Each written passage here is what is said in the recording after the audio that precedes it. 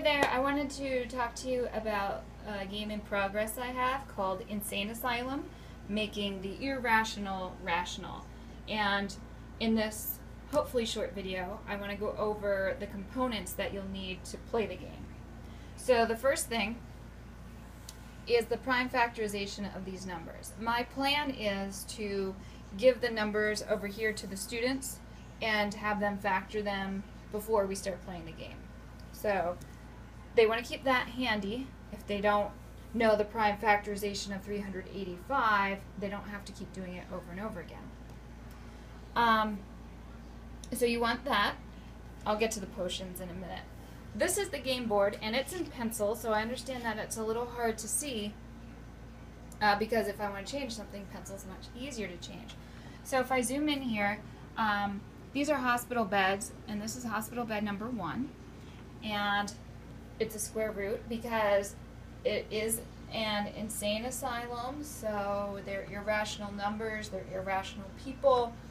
But anyway, this is the game board, and I'm just panning over it. There are 12 hospital beds, and then you can see that there's aisles between each hospital bed for the doctors to get through. You'll be playing as a doctor, so you will need those. Over here, I used pink cardstock to make these. These are the potions that we use, partly. And I have the prime numbers 2, 3, 5, 7, and 11. The first 5 prime numbers with them written on both sides. I think I did 9 of each. So you have that. Over here on this side, this is how you tell if you win or lose. I understand the side, but let's go this way. If you cure 9 patients, so you made them rational, you win. However, if you over-medicate 3 patients that they're transferred to another facility, you lose. So you and your team of doctors want to cure 9 people before you lose 9 of them. Okay. You're also going to need, these are potions as well. These are like the pink ones, except they're not all prime. So we have those. Here are the numbers. There are 6 of each of these 15, so you're going to end up with 90 of them. Again, you want to put the numbers on both sides. I just use a 3/4 hole punch to make these. These green ones are the patients, and they are the same numbers here as the potions. No, they're not. I'm lying.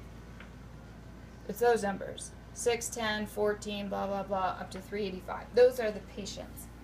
So for these, you want one side blank, and the other side has the number on. That'll make more sense once I go over it. Over here, we have, it keeps track of the cards, which I will get to. And where's my button? There it is. So if you're playing a 4-player game, and you want to start as a novice, you need some kind of marker to see where you are here. Every time a patient is removed from the hospital, either they're cured or transferred, you move down on this. Boop, boop. This is just where you start, if you're novice, advanced player, or an expert player. So over here on the side, this tells you how many cards you're going to have to flip over after each turn.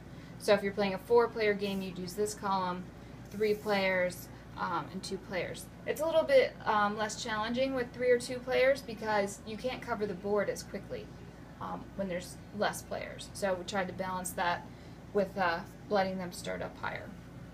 So you need to make that. And then each player has their own card here. So if you are the green doctor, that's the over-caffeinated doctor, you can move 2 spaces for 1 action, where everyone else can move 1 space for 1 action.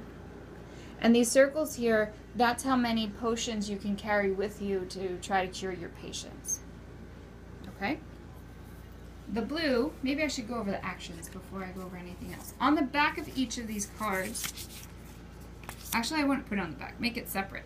These are the different actions you can take on your turn.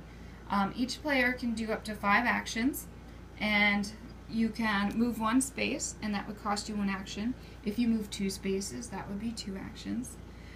You can get a potion out of your little container here randomly. You can break down a potion. So let's say you have this potion. You give this potion to patient in bed number 822. You can break it down then into 2 times 11. That's where the pink ones come in. But we'll get there. You can break down a potion. So you can match and remove potions. So if there's a pair of 2s in a patient, you can remove those. And you can give a potion to a patient.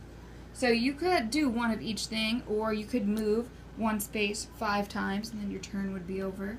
Okay, so those are the actions you can take. Let's get back to the players. The blue is the chief of staff, and his special thing is that on his turn he can move other players for an action.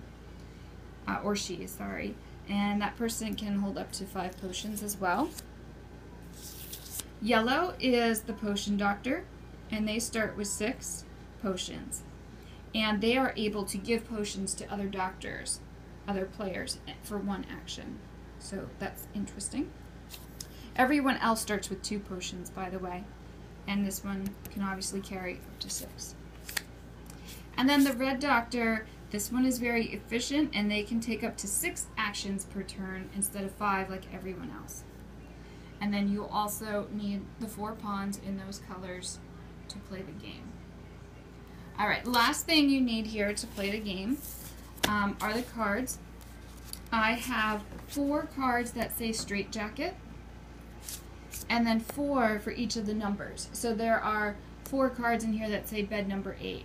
There are 4 cards that say bed number 9. All the way from 1 to 12, 4 of those. Alright, I think that's all the components you would need to play. And then if you want to learn more, just go ahead and watch the next video.